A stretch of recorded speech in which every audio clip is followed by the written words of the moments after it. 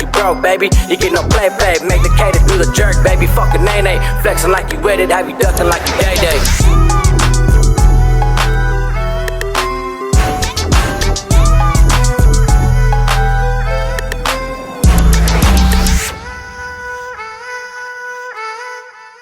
Hey, what's good with everybody, man? I hope everybody's having a productive day, feeling blessed, and like I always say, it's one life, one chance. We only got one chance to do this right. Let's get it done.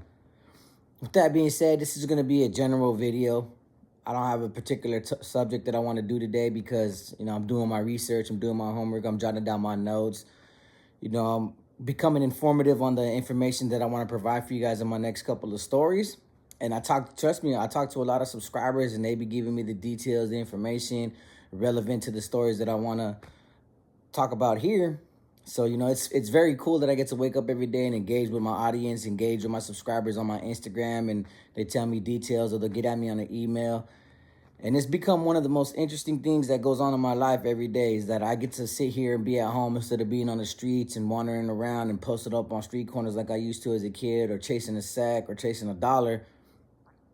When I'm sitting here getting to know people, actives and non-actives as well, and just talk about information that they want to see on YouTube, information, and they enable me to become successful on YouTube and put information out. So, I appreciate that. But this is this video is going to be, like I said, a little bit different today. So, bear with me. Thank you for tuning in. Thank you for watching. Hit that subscribe button. Hit that like. Always leave a comment. Let me know what you guys think. The other day, I was talking about an incident that took place in Dinuba. The kid was young, and it's very unfortunate. His family did post it on TikTok. His visual, and I don't know the circumstances surrounding it, but I've talked to some homies that I know from Dinuba. Some are active, and some just happen to be just living in Dinuba at the time where this incident occurred. But a young man passed away.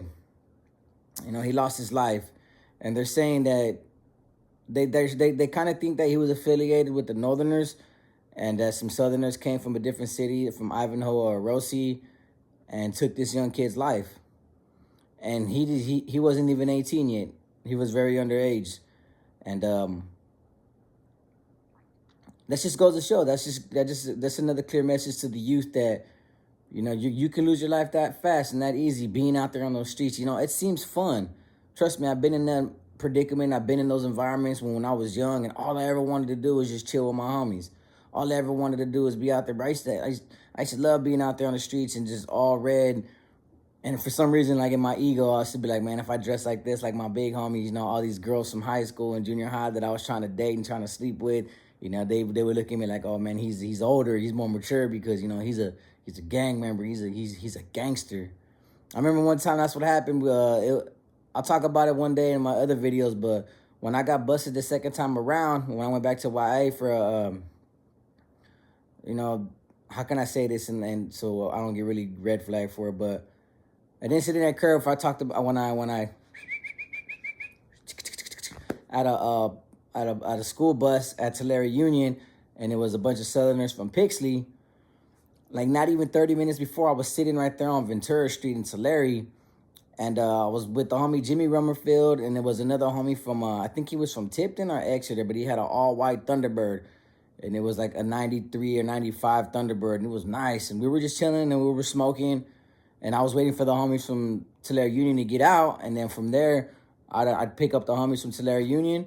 We'd be like 5 deep. And then we'll walk all the way to the continuation school right there by the Tulare Fairgrounds. And we'll go pick up the rest of the homies that were getting out. And then we just end up in the hood like 20 deep, just chilling. Everybody matching blunts, everybody matching sacks. We'd go to Johnny Flores' pad, blaze out. Or we'd go to Theo Moraz's pad and blaze out. That was like a daily routine every week. We just pick all each other up after school and we just mob. But right before it happened, I remember there was some kids from I think they were from Cherry Middle School. They were waiting right there. And I was just posted. I just seen this crowd of girls and guys, regular people, and they were gonna cross the street. And I'm looking towards Tulare Union, and I'm chilling with the homies. And I remember this one kid was like, "Hey, you look like a gangster. Are you a gangster?" And dude, I was like 15, bro. Me and that fool were like the same age. But it was the perception that this individual had on me that I used to thrive off of as a little kid. So I get why some circumstances, some of these kids think, it's okay. It's cool to be a gangster. It's cool to be a thug. Times have changed. I haven't been involved in it since I've been out of jail. So I don't know what it was like. I don't know if gangbanging this era is similar or is different. It looks different from the era that I grew up in the 90s and the 2000s before I started catching on my little YA and prison terms. But, another kid lost his life. And then I woke up today and I subscribed to the Visalia Stringer and in Hanford as well. And today another shooting took place in Goshen, right on the outskirts of Visalia. 6 individuals were hit, 3 lost their lives, and it's labeled gang-related. Now, mind you, Goshen is a big area where both populations, northern and southerners, are at. Goshen's in the outskirts of Visalia, should I say, but so a lot of homies from Visa are always right there, like not even a couple minutes away from Goshen, so they go back and forth. Goshen homies kick it with Visa homies kick it with Goshen homies. And only just to read this and see what took place, and not a lot of information has been provided, but they are saying it's gang-related between the North and the South. So you're talking about, I woke up today again just to realize another 3 victims have lost their lives. And it's sad, but it takes situations like this to remind myself every day, like, why I stay home. Why I only go to the streets if I need clothes, I need groceries. I don't go to bars no more. I don't go to clubs no more like I first did when I first got out of jail. Because one of my subscribers asked me, what have I done different to change? And what am I doing different on the streets to stay out of trouble? That's it. My first year out, I was acting a nut. I was acting a fool, like Sibo said. I'd be out there every day trying to sleep with every girl I possibly could, whether she was dating a northerner or she wasn't. That didn't matter to me. I just wanted to have fun. I did 15 years in a kennel. I wanted to get out there and enjoy myself. But once I got jumped after like the 4th time, I started realizing, like, okay, things are starting to get serious. Once they shot up my mom's house, then I realized, things are getting serious. Once I started getting back involved into that kind of, heavy involvement, then I started realizing, like, man, I'm just cashing in a first class ticket back to jail. So I needed to make a change. So I told myself, invest in my money, invest in my career, invest in my opportunities for growth, and invest in just staying home. Invest in myself, invest in my own life. Because it's going to take one particular incident or one setup or wrong move, and you're going to wake up to news about, 3 individuals passing away through gang violence. Gang violence has been repetitive. It's been an infestation. It's been detrimental to society, to families, to one another, to each other. And, and it's funny how my OGs used to always tell me, bro, like, when you wake up one day, when you get older, you're gonna think different. And I was young, like, hell no, man, I'm a northerner for life, bro. I'm a northerner for life, man. I ain't never gonna change, man. This is me, it's my life. I'm 35 years old now, and I'm thinking just like my OGs were thinking, like, bro, eventually everything gets old, everything comes to an end, and you start looking at life as being more of a precious gem, a precious value. And sometimes it's gonna take a lot of these kids to go through these trials, man, these errors and these situations where they gotta bury their homies, and it hurts, and it sucks that kids are losing their lives on a continuous basis. Now, I'm not talking about just in California. I'm talking through all United States, and different countries. A lot of people are leaving this earth not fully committing or accomplishing what they wanted out of life, what they gained out of life, what life was given to us for in the first place. And that's the sad reality of it, that I had to wake up to these 2 realities, one today and one last week, that, the youth is slowly dying every day. And I don't know what it's going to take for us to open our eyes and realize, like, man, there's more out there for us to gain. That's why I sit here at home. I do my YouTubes. I do my studying. I focus on my growth. I'm on my computer trying to learn music video editing. I'm saving up to move out of state. I'm saving up to one day, hopefully, God willing, I get me a camera so I can, gain a hustle of photography and video editing, maybe short films one day. That's my passion, and that's my path in life that I choose to go to, because I chose to live a fulfilled life. I chose to be here at home instead of just risking my own life, being out there on the streets trying to be cool, trying to look good to women, trying to look good to my homies, only to pass away and be forgotten about afterwards. I'm just going to be a memory. And that's the message that I want to send to the youth, man. Like, these two incidents alone today should be another reminder to you guys. And you guys see it. Any city, if you guys really paid attention to the news, you'll see the level of violence that's taking place within the youth. I mean, it looks good. It looks cool that you're on Instagram and you're on social media posting this, posting that, throwing up this, throwing up that. But when reality finally hits, bro, and you get put in that predicament where you're going to either have to do what you got to do or not.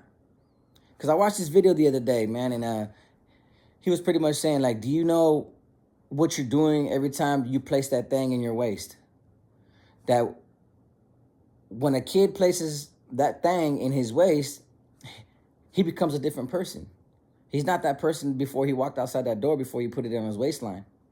That the moment you put that strap on your waist, you change yourself. You become a different person.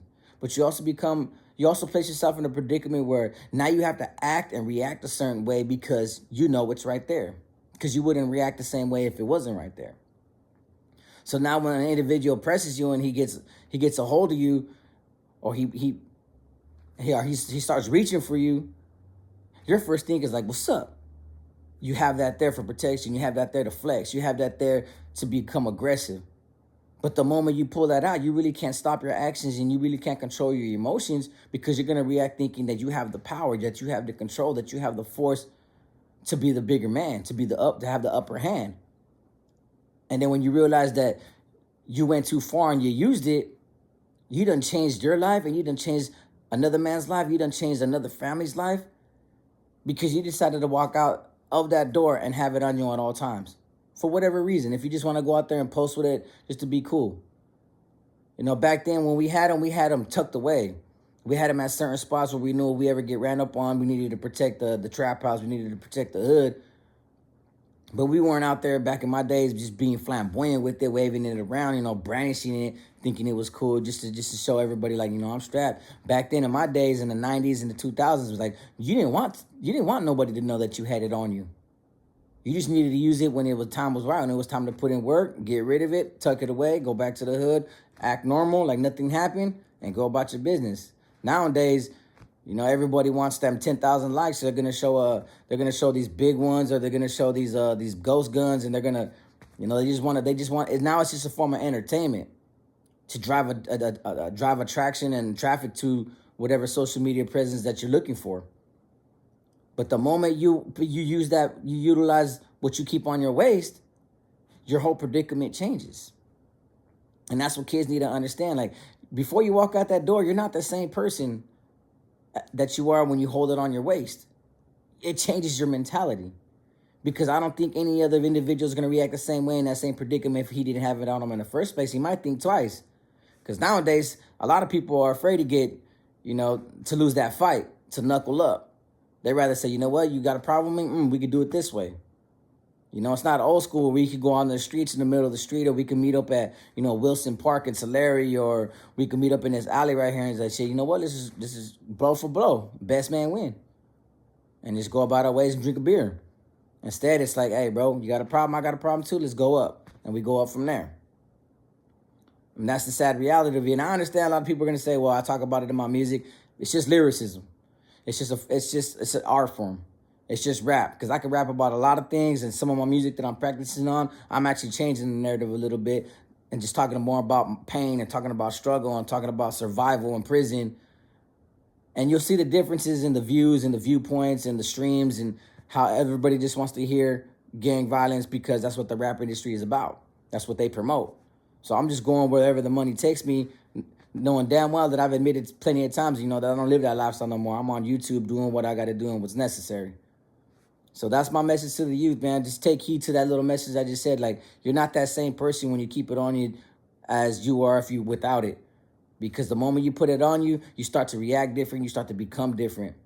And sometimes you don't know what you're becoming until you place yourself in that predicament. You wake up to that arraignment, or you wake up in that county jail cell like, damn, all that could have been avoided. Last but not least, man, I woke up this morning, man. I feel real appreciated. I feel blessed. I was watching Paradigm Media News, and like I said, Paradigm Media News and Police and Fire Publishing with Mundo, the ex-Mexican Mafia, my two favorite channels. I watched Paradigm Media News, and shout out to the former correctional officer that gave me some love that watches my YouTube channel. I really do appreciate that. And if it made me feel just hearing those two comments from both of them, him and Boxer, to let me know that I'm doing something right, because, you know, the authenticity that they noticed, the truth behind my stories, and the realism that I try to promote, these are just prison stories. These are my stories. Everybody has a unique prison story. We all could be on YouTube talking about our lives, talking about our struggle, talking about what it was like growing up. We all having a unique story to tell. We are all storytellers now. You know, we all lived a fulfilled and, you know, unexpected life that, you know, took its toll for the better and for the worst.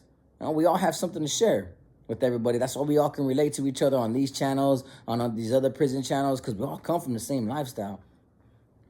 But the thing I like about Paradigm Media News is that I do find myself like in awe a lot, because I'll sit there and watch it, and I watch his videos, and the names he talks about it just takes me down memory lane, because I remember sitting in that cell active for so many years, Xeroxing La Historia, remembering all these names. I had to memorize these names because I would get grilled, and when I would do clutch on the yard with the big homies and hermanos that, you know, had status like me, we would go over clutch out every day. We'd break these bonds down every chance we got. We'd break this format down every chance we got, to try to find new meaningful ideas to fulfill, to find ideas of inspiration to continue to govern the people and guide and direct the people.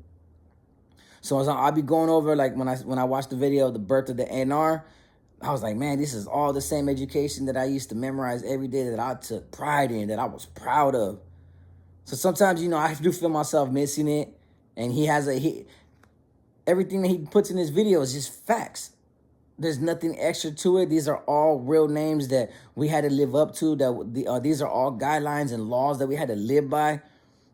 And that's why I watch his YouTube so much when it comes to the Nolan politics and Norteño struggle, the NF, is because this is a lifestyle that I came from. So it's fascinating, and it's still fascinating to me to this day, no matter where I am or what I am. Everybody knows what I am, but that's neither here nor there. I just watch that man's videos because I don't see any other channel out there as authentic as that man's channel, because he has names. He has recollections. He provides you with a timeline from the beginning to the end, to up to date. And I just find myself just always down the memory lane, like, damn, those were the days. Those are the days. It gives me that moment of reflection to think about, man, that's what I was becoming. That's what I was. You know, I got a chance to experience firsthand what another man's talking about, and I haven't even met the guy yet. And then that's why I watch Police and Fire Publishing, because, like I said, as Norteños, we have to really we're trained to study the enemy. But even though the Southern factions and the Mexican Mafia is no longer my enemy, I'm fascinated with their ideologies. I'm fascinated with their get down, their power struggles, their powers, the men who they are, what they represent, where they're going, the crackdowns that they have on them. These are all just fascinating and unique stories. So I just sometimes, when I'm just burnt out of doing YouTube or studying, doing research or writing music, I'll just go watch these videos and just, you know, take a trip down memory lane. And I'm not here saying I glorify and worship a lot of these individuals. You'd have to really understand my position, that I come from this lifestyle. I grew up around all of that, memorizing all of that, becoming all of that. So sometimes I just be right there just like, man, this is back in the day right here. I don't think it's ever going to be the same. You know, but I wish the best for both sides. Maybe they could turn a negative into a positive and really do good for the people. Who knows? But I'll be right here watching for it to see how everything turns out, and just let it change my outlook on life. Like, you know what? You know, I was proud to be who I was back then. I'm proud to be who I am now. But most importantly, I'm proud of the person that I'm becoming now, because I think it's more fulfilling and more enriching to my life to know that, you know, I'm in the pursuit of happiness now. I just want to be happy in life. I want to find peace of mind. I have goals and inspiration. I just want to be the greatest man and the greatest father that I could ever be. So shout out to that former CO for shouting me out, man. I appreciate it. I send my love. Shout out to Boxer as well, man. You're doing great, bro. I watch your videos when I'm at work, when I can't stand watching TikTok no more. I'll be on Paradigm Media News and Police and Fire Publishing, and of course my boy EBK. I check on him with time to time too. So with that being said, man, that was my message for today. I got more videos on the way. So like I always say, it's one life, one chance. When I got one chance to do this right, let's get it done. Peace.